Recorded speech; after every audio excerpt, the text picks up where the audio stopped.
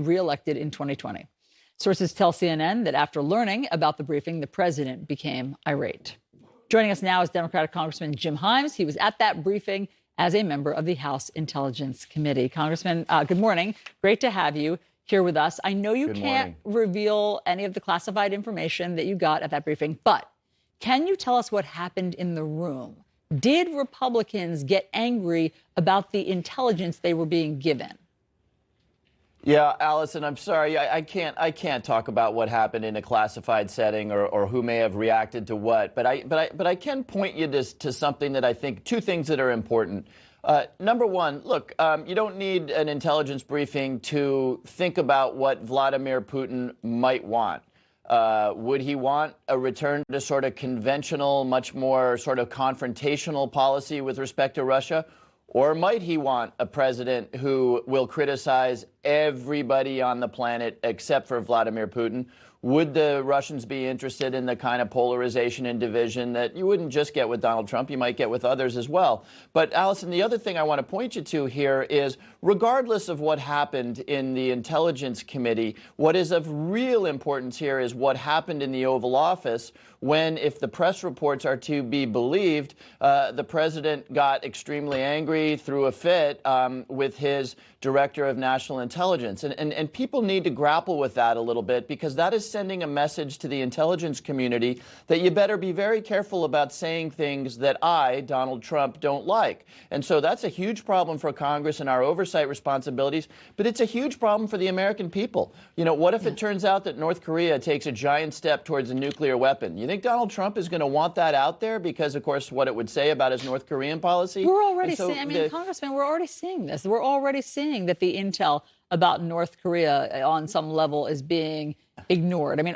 things like this are happening. And I guess I'm just wondering, are you suggesting that DNI Director McGuire was ousted because of this briefing?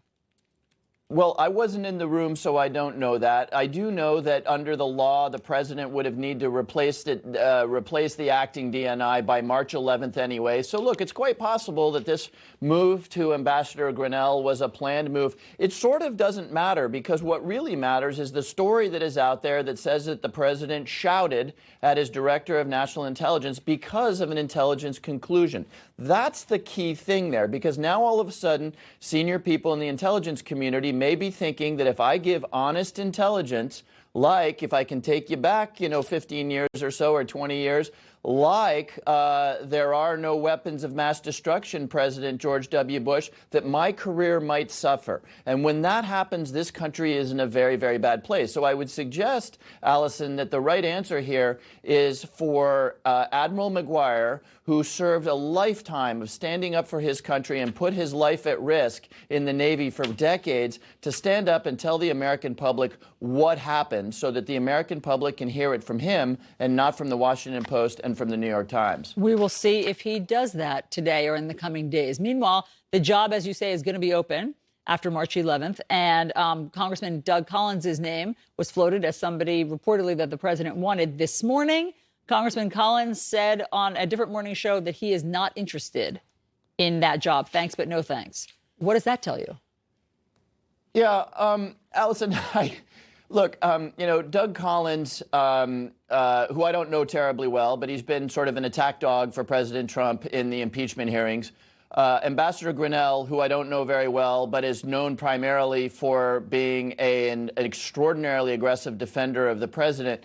Those two have that in common. The other thing they have in common, and I don't mean this as a slight, because this is true of most people, is precisely zero experience with the intelligence community. And we need to grapple with that. What does it mean that for the most sensitive, possibly the most important, overseeing lethal activities, overseeing classified activities, overseeing dangerous activities, the president is considering people, and again, this is not a personal slight at either one of them, who have precisely zero experience with the intelligence community. We should aspire, and I know this sounds crazy, but we should aspire to a world where the president appoints somebody who actually has a little bit of subject matter expertise over the subject that he or she will be running. But just help us understand the big picture. Is it your understanding, based on what happened in the room, where you were, and then how the president has reportedly reacted, that intelligence officials can no longer speak truth to power, that they have important information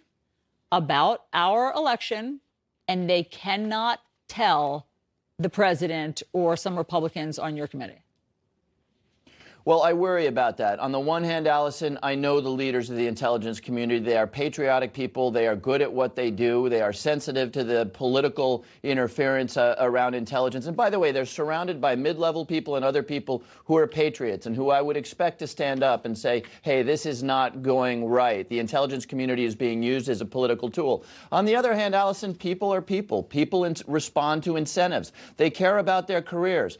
Why did the Senate of the United States not call a single witness in the arguably most important trial of the century? Because the senators on the Republican side care about their jobs. It's that simple. And so it would be naive to say that even though the leadership of the intelligence community are very, very good people, patriotic people, that they don't understand which side their bread is buttered on. And that's why this president interfering with intelligence is such a serious thing.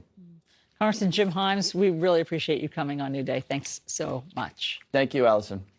All right, we have some breaking news. A possible peace deal between the U.S. and the Taliban. Could it bring America's longest war to an end soon? We have a live report